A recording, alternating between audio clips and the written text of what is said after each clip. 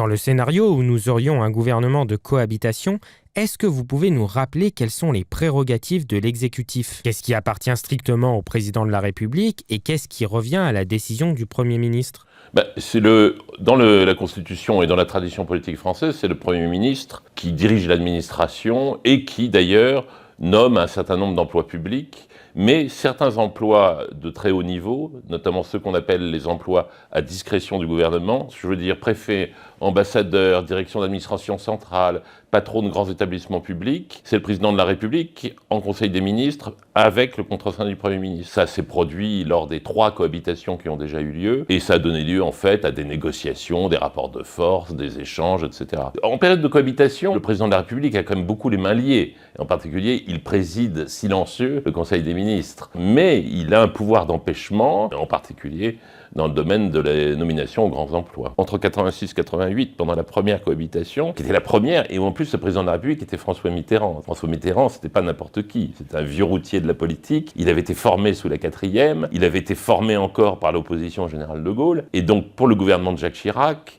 la négociation au cas par cas et au jour le jour avec François Mitterrand était un exercice particulièrement compliqué. Et donc, il y avait un peu des coups tordus, des négociations, des échanges. Et ça a été plus souple entre Jacques Chirac et Lionel Jospin pour 2 raisons. D'abord parce que c'était une cohabitation longue, 5 ans.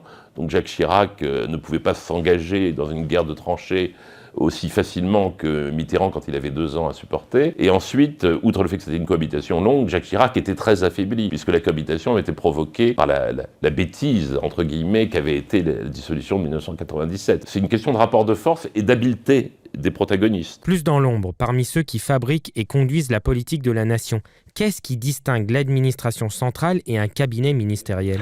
L'administration centrale des grands ministères, enfin les hauts fonctionnaires qui sont dans les ministères, préparent les politiques publiques, élaborent les politiques publiques. Les cabinets sont ceux qui préparent les décisions politiques sur la base d'éléments techniques qui ont été préparés par les administrations. Mais en réalité, il est de tradition que dans les cabinets, vous ayez à la fois des politiques pures, mais il y a surtout beaucoup de hauts fonctionnaires dans les ministères et dans les cabinets ministériels. Et c'était une critique qui était souvent adressée au système français par rapport à d'autres démocraties où il y a une distinction très claire entre la fonction politique qui est celle du cabinet ministériel et l'administration. Pour beaucoup de gens, d'observateurs, le système le mieux, c'est un système où l'administration administre et propose et où la responsabilité politique est assumée par un cabinet à caractère politique. Mais enfin bon, le système français fonctionne comme cela. Dans la réalité, je crois que les hauts fonctionnaires n'aiment pas gouverner à la place du politique. Ils aiment bien rester à leur place, mais souvent, le politique n'aimant pas décider, il se repose beaucoup plus sur la recommandation des fonctionnaires.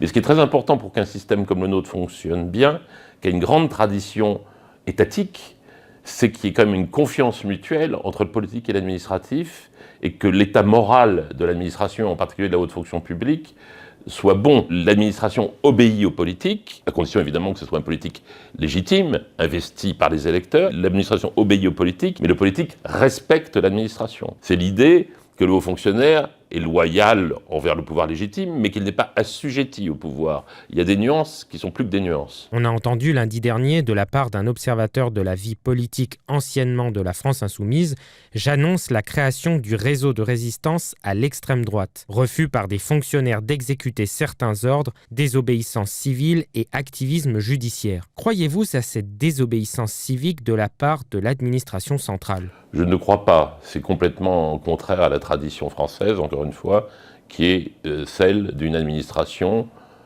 qui respecte une certaine neutralité politique. On a des précédents quand même.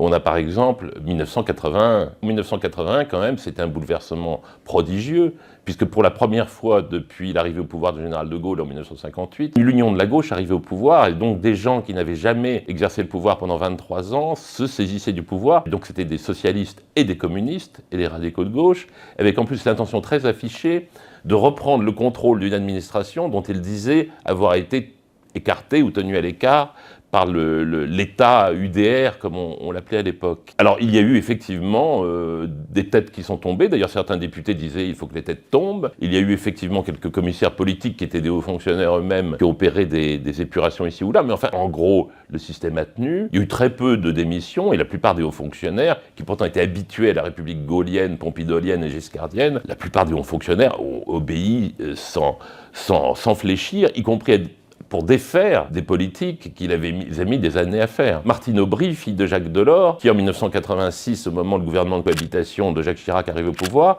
va voir le nouveau ministre des Affaires sociales, Philippe Séguin, en lui disant « Monsieur le ministre, je vous remets ma démission, enfin mon poste est à votre disposition, puisque vous allez défaire ce que j'ai fabriqué sur le droit du travail depuis plusieurs années. » Et elle raconte elle-même que Philippe Séguin est parti d'un gros rire en lui disant « Non, non, non, je n'ai aucune envie de vous changer, je sais que certains de mes amis politiques m'y poussent, je ne vous changerai pas, j'ai confiance en vous, et par ailleurs, vous m'aiderez à ne pas tout défaire, justement. » En réalité, on a déjà connu cela, il y a eu des grincements, il y a eu des périodes difficiles, il y a eu des périodes dans les années 80 de politisation assez forte, mais la structure administrative restait assez solide, et il n'y a pas eu de tragédie ni d'acte de désobéissance. Mais juridiquement, le fonctionnaire peut-il s'opposer? De quels outils dispose-t-il? Un haut fonctionnaire, si on lui donne un ordre manifestement illégal, c'est le cas où il est à même de refuser d'exécuter l'ordre. C'est pour ça souvent d'ailleurs que les hauts fonctionnaires ont une technique bien éprouvée depuis fort longtemps, c'est quand on veut leur donner un ordre qui leur paraît illégal, ils demandent une instruction écrite à l'autorité politique. Et généralement ça s'arrête là, l'autorité politique n'aimant pas donner des instructions écrites. Ensuite, il peut y avoir des hauts fonctionnaires qui pour des raisons morales, des raisons personnelles, des raisons d'engagement,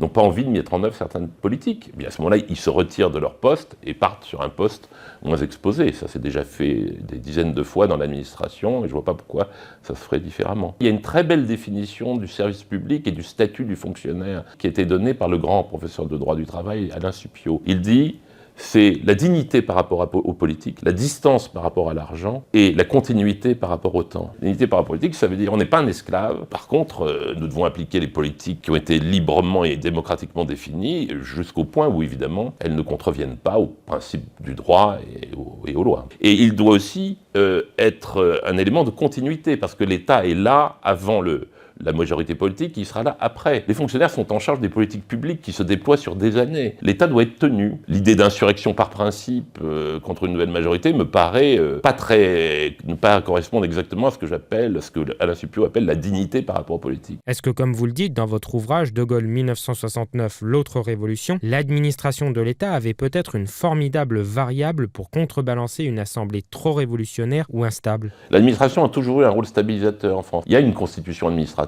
en France, qui pendant longtemps n'a pas changé, jusqu'à il y a 20 ans, qui était un peu la constitution napoléonienne, celle de l'an 8, et qui a permis à la France, effectivement, d'avoir une certaine stabilité, alors qu'on essayait tous les régimes. On a essayé 16 ou 17 régimes, on a eu des révolutions, on a même eu une dictature sous l'occupation, enfin. Et l'administration, c'était justement la continuité par rapport au temps, comme dit Alain Supiot. Et elle inscrit son action dans la durée, ce sont des gens qui sont des professionnels, elle est là quelquefois pour stabiliser un pouvoir qui est politiquement incertain. Simplement, aujourd'hui, c'est plus l'administration du général de Gaulle. L'administration du général de Gaulle était très centralisée, et les hauts fonctionnaires, en particulier, et les cadres de l'administration, tout en étant parfaitement loyaux vis-à-vis du régime, échappaient quand même à ce qu'on appelle le régime des dépouilles et aux nominations purement politiques. Depuis les années 80, et encore plus depuis quelques années, l'administration et la haute administration est beaucoup plus dans la main du politique. Et en particulier, je pense que la suppression des grands corps par Emmanuel Macron, et notamment le corps préfectoral, le corps diplomatique ou les corps d'inspection, à mon avis, affaiblit l'État, et peut affaiblir l'État dans des périodes où, justement, on a des méfiances vis-à-vis